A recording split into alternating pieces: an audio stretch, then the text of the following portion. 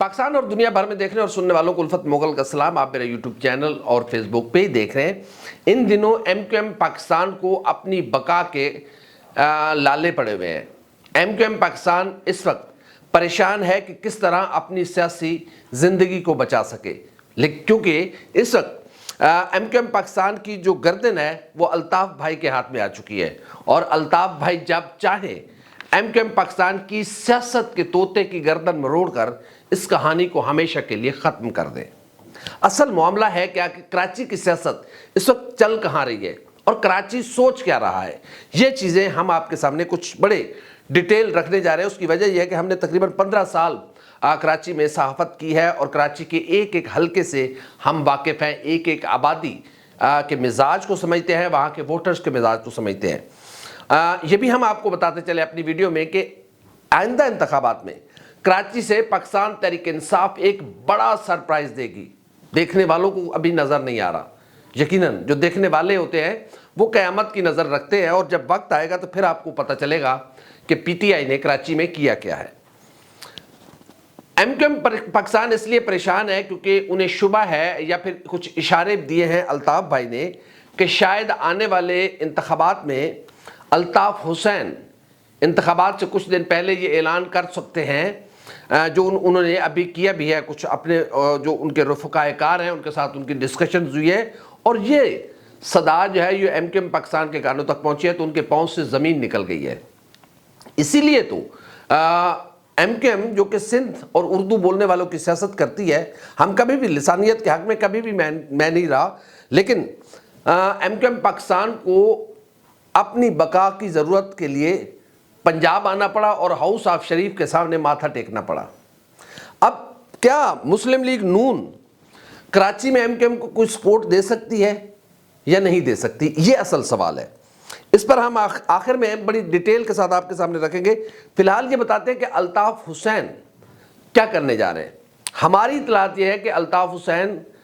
کی پیٹھ میں جن لوگوں نے خنجر گھونپا تھا, اب الطاف بھائی کے پاس موقع آیا کہ ان سے بدلہ لے سکے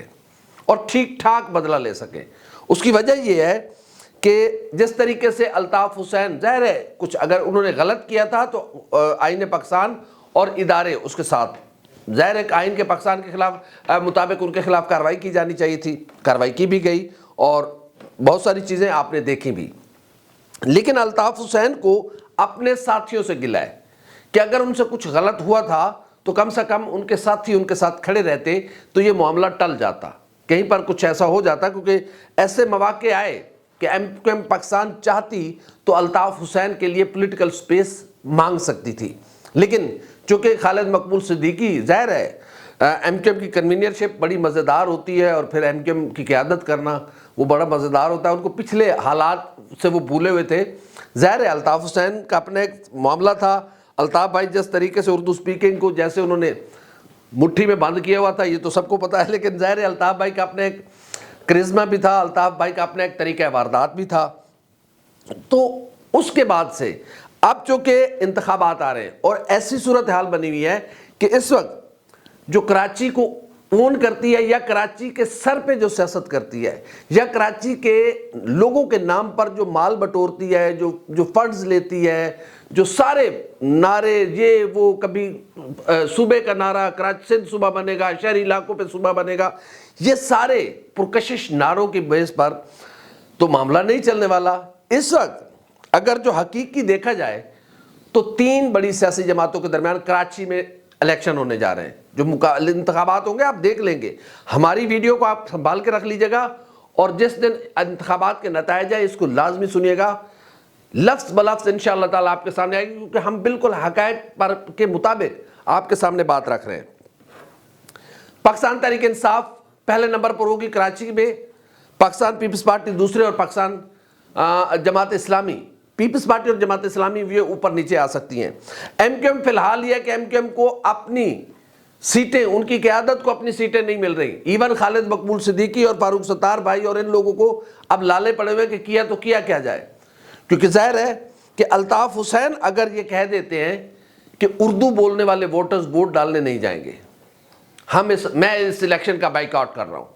تو وہ لوگ گھروں سے نکلیں گے نہیں تو ان کو کون ووٹ ڈالے گا؟ ظاہر ہے یہ اس وہاں سے پھر پہلا نمبر پی ٹی آئی کو ہوگا، دوسرا پیپلز پارٹی یا پھر Jamaat Islami. M Q M تو کہیں نظر ہی نہیں آئے گی، ایم کیو ایم پاکستان، ان کا تو ووٹ بینک ہے ہی نہیں۔ الطاف حسین کا ووٹ، چاہے وہ الطاف حسین سے لوگ ڈرتے تھے، الطاف حسین سے لوگ محبت کرتے تھے، جو بھی اس کو آپ نام دے لیں، تو ایم کیو ایم پاکستان کا صفایا ہونے جا رہا ہے۔ ابھی ہم آپ کے سامنے رکھتے ہیں کہ مسلم لیگ نون ایم کیو ایم کو کیسے بچا سکتی ہے؟ وہ مسلم لیگ نون جس کا اپنا سندھ میں وجود نہیں ہے، تو کیا بشیر میمن صاحب آ کے بچائیں گے، جو ایک بیوروکریٹ ہے اور جس طریقے سے وہ نوسر بازی کرتے رہے اپنے عہدے پر رہ کر؟ معذرت میمن صاحب سے اگر میرا لفظ انہیں برا لگا ہو تو میں معذرت چاہتا ہوں، لیکن حالات تو یہی ہے نا کہ آپ نے آصف علی زرداری پر جھوٹے سچے کیسز بنائے، آپ نے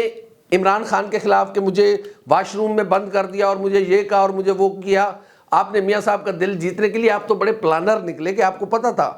کہ پھر جا کر آپ نے سیاسی پناہ لینی ہے۔ تو بشیر میمن صاحب کا کوئی سیاسی ورتھ نہیں ہے، وہ 20 ووٹ نہیں لے سکتے، حالہ سے ان کا تعلق ہے، حالہ سے وہ 20 ووٹ لے جائیں تو مان جائیں گے۔ اب دیکھتے ہیں کہ ایم کیو ایم کو یہ کیسے نون لیگ بچائے گی، اور ایم کیو ایم جس پناہ گزین کیمپ میں آئی ہے، اس کیمپ کی تو اپنی حالت ٹھیک نہیں ہے سندھ میں، تو وہ کیسے ان کو بچا پاتے ہیں؟ چلو جی ہم احاطہ کر لیتے ہیں کہ کراچی میں پنجابی ووٹرز کہاں کہاں آباد ہے۔ سب سے جو موسٹ زیادہ علاقے ہیں اس میں گرین ٹاؤن ہے، پنجاب سوسائٹی ہے، ماڈل ٹاؤن اور لانڈری قائد آباد کے کچھ علاقے ہیں۔ اس کے علاوہ بلدیہ اور سائٹ کے کچھ علاقے ہیں، شیر شاہ کا تھوڑا سا علاقہ ہے جہاں پر کچھ پنجابی پاکٹس ہیں، لیاری کی نیازی کالونی ہے، وہاں پر میاں والی کی نیازی برادری آباد ہے، کرنگی کراسنگ کا تھوڑا سا علاقہ ہے، اور کچھ علاقہ محمود آباد کا ہے جہاں پر پنجابی آبادیاں ہیں۔ اب یہ اتنی آبادیاں نہیں ہیں کہ وہ ایم کیو ایم کو کوئی سیٹ جتوا سکے، 200 300 400 500 1000 ووٹ اتنے، اس سے زیادہ نہیں ہے۔ اب یہ بھی ضروری نہیں ہے کہ یہ سارا ووٹ مسلم لیگ نون کا ووٹ ہے جو پنجابی ووٹ ہے۔ پنجاب کے لوگ کنورٹ ہو چکے ہوئے ہیں پولیٹیکلی، وہ زیادہ تر پی ٹی آئی میں چلے گئے، کچھ پاکستان پیپلز پارٹی میں، اور پھر جن کا کچھ مذہبی رجحانات ہیں وہ جماعت اسلامی کی طرف چلے گئے۔ تو ایم کیو ایم کو کچھ نہیں ہاتھ آنے والا۔ ایم کیو ایم اب صرف ایم کیو ایم پاکستان کے پاس ایک صرف چانس ہے کہ وہ الطاف بھائی کے پاس جائیں، الطاف بھائی سے معافی تلافی مانگے۔ انہوں نے کہا بھی ہے کہ ہم امید رکھتے ہیں کہ لندن کی قیادت جو ہے وہ اس طرح نہیں کرے گی اور اب یہ ہوگا اور وہ ہوگا، اردو بولنے والوں کا معاملہ ہے۔ نہیں بھائی، یہ آپ کی روٹی روزی کا معاملہ ہے۔ اگر تو الطاف حسین اس الیکشن میں بائیکاٹ کروانے میں کامیاب ہو جاتے ہیں یا الطاف حسین اعلان کر سکتے ہیں، تو الطاف حسین کے لیے خود بخود پولیٹیکل سپیس کریٹ ہو سکتی ہے، اور ظاہر ہے پھر اس کے ساتھ مسلم لیگ نون نیگوسیشن کرے گی یا کوئی اور کرے گا۔ تو الطاف حسین صاحب کے پاس متبادل قیادت بھی موجود ہے، خالد مقبول صدیقی کو بھی نکال دیں، میرے دوست مصطفیٰ کمال بھائی کو بھی نکال دیں، فاروق ستار بھائی کو بھی نکال دیں، اور عامر خان ویسے سائڈ پہ ہوا ہے۔ تو یہ ساری چیزیں، اس میں آپ جانتے ہوں گے کہ حیدر عباس رضوی کہیں آپ کو نظر نہیں آ رہے، بابر خان غوری امریکہ بیٹھے ہوئے بڑے سکون کے ساتھ، سیف عباس وہ بھی